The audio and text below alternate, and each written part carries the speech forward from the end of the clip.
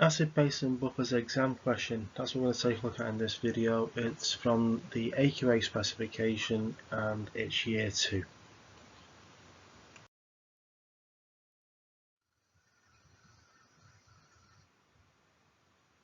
First part of the question is about the pH of pure water, but instead of it being at 25 degrees Celsius, we have 40 degrees Celsius, and we are told that the pH is 6.67. So we need to explain why the student is incorrect, why the student is incorrect in saying that the water is acidic, and we need to determine the value of Kw at this temperature.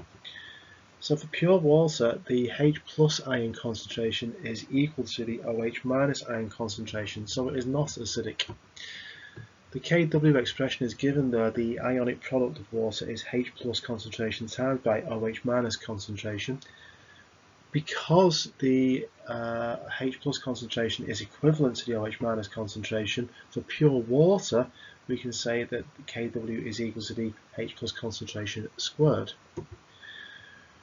Minus log to the base 10 of H plus is pH, so a rearrangement of that gives us the concentration of H plus. It's equal to 10 to the power of minus pH.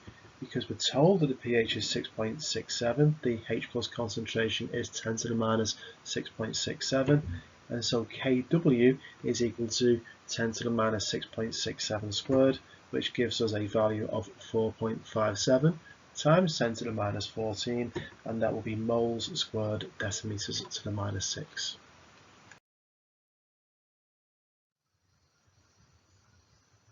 Next we have a pH curve. So we're recording the pH as we add sodium hydroxide solution to some propanoic acid, and as you'd expect, the pH starts off quite low, pH of 3, increases gradually until the point of neutralization. At the point of neutralization there's a very steep, almost vertical section of the pH curve. So there are two ways of going about working out the value for Ka, and I've shown both. So we can get to the equivalence point, and that's at, if you read that off, you might have to zoom in, but if you read that off, that's at 19.5 centimeters cubed. The pH at the half equivalence point, so 19.5 divided by 2, if we read off the pH there, that is about 4.9. So that's the pH at the half equivalence point. And so Ka is equal to 10 to the power of minus 4.9, 10 to the power of the minus pH at the half equivalence point, which gives us 1.26 times 10 to the minus 5, and that will be moles per decimeter cubed. So that's the graphical method of determining the Ka value.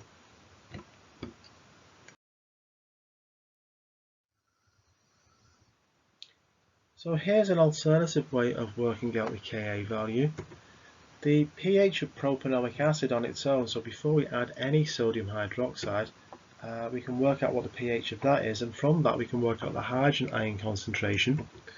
So if you just read off the graph there, the pH of propanoic acid at this concentration is 3, and so H plus is equal to 10 to the power of minus 3, and then the Ka expression is just H plus squared, because we've only got a weak acid on its own, divided by HA.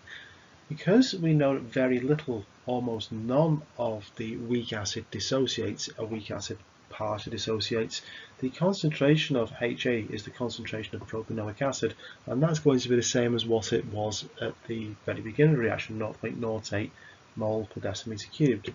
So putting those numbers in, 10 to the power of minus 3 squared all over 0.08 gives us 1.25 times 10 to the minus 5 moles per decimeter cubed.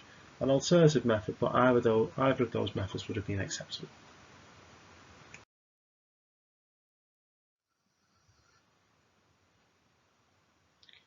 We're given a choice of 4 indicators here to use to find the endpoints of this reaction, or to indicate the endpoints of this reaction.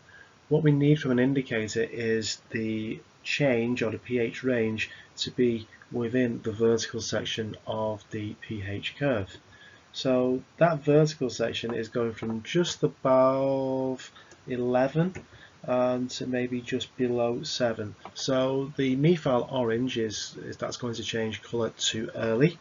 The bromo-thymol blue between 6 and 7.6, well, that's going to change a little bit too early as well, because at pH 6 we've not quite got to the vertical section. The cresolphaline between 8.2 and 9.8, that is well within the vertical section, so that's looking good. And the indigo carmine, the top end of that, well, even at 11.6 and definitely the 13 is going to be outside the range. So cresolphaline looks like the indicator to use for this particular titration.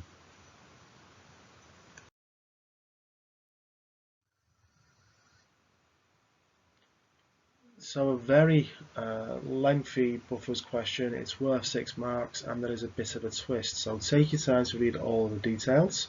I have abridged this question for the next slide.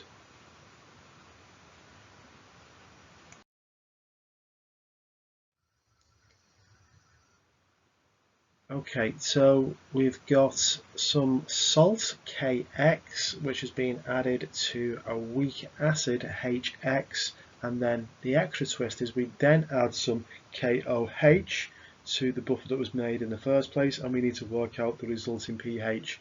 We're given the Ka value for HX. You must show your working out very thoroughly. So for the weak acid HX, it only partially dissociates. So we can work out some initial amounts. The amount of HX is going to be concentration times by volume, and so that's going to be the amount of HX, 0.0500 moles. The amount of H plus is going to be virtually zero because it doesn't dissociate at all, only partially dissociates. And the amount of X minus, well, we're told in the question that we add 0.0136 moles of the salt. The salt will dissolve completely, and so for the Kx, for every Kx we have 1 X minus. So we've got 0.0136 moles of our X minus. When we add the KOH, a reaction occurs. So there's the full reaction. The KOH reacts with the weak acid to make water and KX. The K is just a spectator ion, so ionically the HX will react with OH minus to make X minus. So HX is going to be used up and X minus is going to be formed.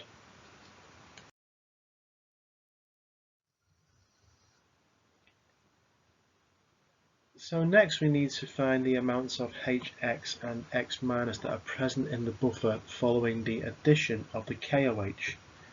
The KOH is going to remove some of the HX and it's going to add some X minus in accordance with that equation, HX plus OH minus. So using up the HX goes to H2O plus X minus, so producing the X minus.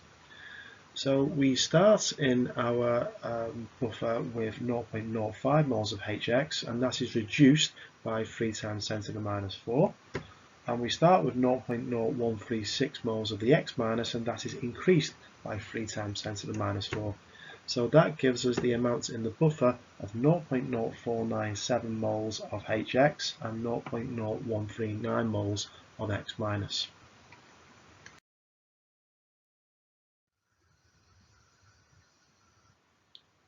So now we have the amounts in the buffer, we need to give our Ka expression.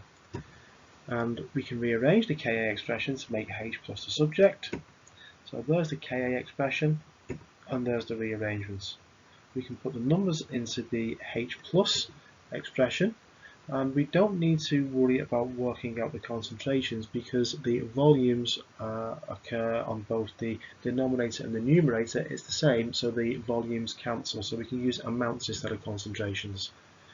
There I've substituted the numbers in to work out the H plus concentration of 5.0415 times 10 to the minus 5 moles per decimeter cubed.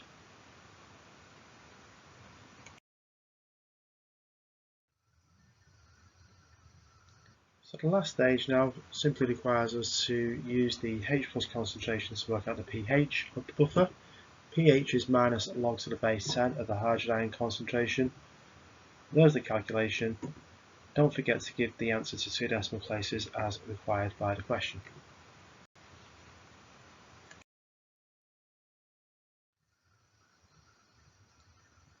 So we need to use a mathematical expression now to explain why the buffer or any buffer has a constant pH even when diluted.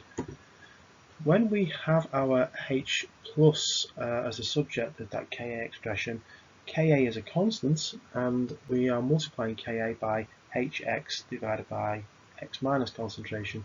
Any addition of H plus or x minus will make the equilibrium shift either to the left or right to counteract that change, and so the value of Hx to x minus or the Hx to x minus ratio remains almost constant.